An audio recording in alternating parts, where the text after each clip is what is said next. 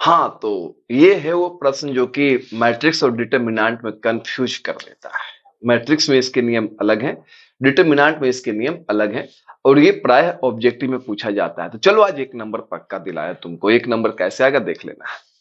यहाँ पे ये सवाल दिया हुआ है, कह रहा है यदि लैम्डा कोई वास्तविक संख्या है, रियल नंबर है और एक डिटरमिनेंट की वैल्यू दी हुई है, डेल्टा की वैल्यू दी हुई है, डिटरमिनेंट की वैल्यू ABCD है, तब हमसे पूछ रहा है कि अगर लैम्डा को डेल्टा से गुना कर दो तो क्या होगा। लैम्डा इंटू डेल्टा पूछ रहा है, लैम्डा इंटू डेल्टा। तो लैम्डा लैम्डा तो कोई रियल नंबर है और डेल्टा तो डेल्टा का मान दो ABCD। और होशियार बच्चे क्या करते हैं, होशियार वाले बच्चे जानते हो क्या करते हैं, सभी से गुना कर देते हैं और सबसे गुना करके A मार देंगे, नंबर 10 हो जाएगा। तो ऐसा काम नहीं करना है।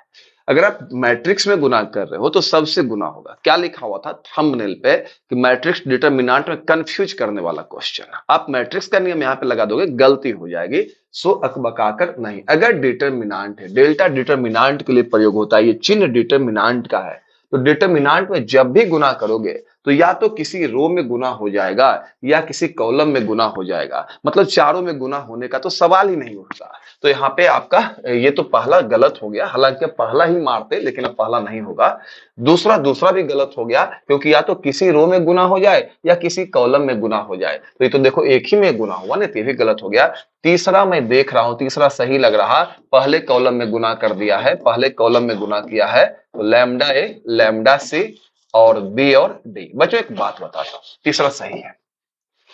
अगर पहले कॉलम में ना होकर दूसरे कॉलम में भी होता तब भी सही था। अगर पहले रो में होता तब भी सही था, दूसरे रो में गुना होता तब भी सही था। डिटरमिनेंट का नियम कहता है कि या तो किसी रो में गुना कर दो या तो किसी कॉलम में, जबकि मैट्रिक्स का नियम कहता है कि सब में गुना होगा। तो डिटरमिनेंट में क्या करना है, किसी रो में करना है, किसी रो में मल्टीप्लाई करना है, किसी रो में या किसी कॉलम में, किसी रो में या किसी कॉलम में, किसी रो में या किसी कॉलम में। जबकि मैट्रिक्स में सभी में गुना होना ही होना है। तो आई होप कि आप समझ गए होंगे पहला क्यों नहीं हुआ, क्योंकि सब में हो गया था। मैंने कहा था कि डिटरमिनेंट इसलिए या तो किसी रो में गुना कर देना या तो किसी कॉलम में। तो ये वाला आपका सही है तीसरा। एक और एग्जांपल इसका देख लेते हैं। अगर मैट्रिक्स रहेगा तो क्या करेंगे, उसके बाद इसकी छुट्टी हो जाएगी। आज कंफ्यूजन वाला सवाल क्लियर। अब देखो इसका जवाब आप कमेंट बॉक्स में दे सकते हो। यहाँ पे डिटरमिनेंट नहीं है, मैट्रिक्स है, इसमें सब में गुना हो जाएगा। तो यहाँ पे हो जाएगा आपका फाइनली जो आएगा आपका 2 आएगा और ये 4 आएगा और ये 6 आएगा और ये 8 आएगा।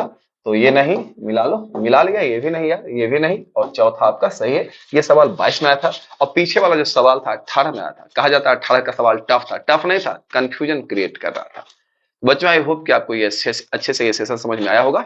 हम लोग मिलते हैं नेक्स्ट क्लास में फिर। तब तक के लिए बाय, बेस्ट ऑफ लक।